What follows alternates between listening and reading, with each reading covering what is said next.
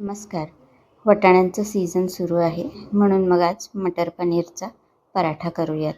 तर उकळून घेतलेला मटार आणि थोडंसं पनीर त्याचबरोबर 2-3 हिरव्या मिरच्या हे वाटून घेऊयात.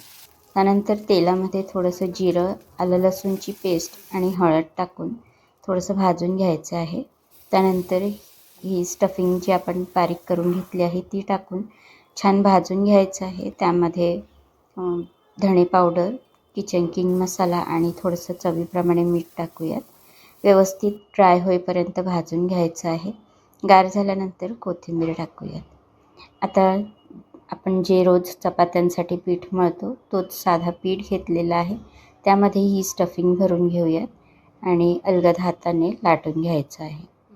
तर छान नाश्त्यासाठी एक सोपा आणि इझी प्रकार आहे आणि थोडंसं वेगळं पण. तर नक्की ट्राय करून बघा.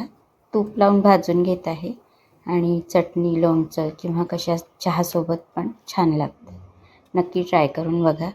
धन्यवाद.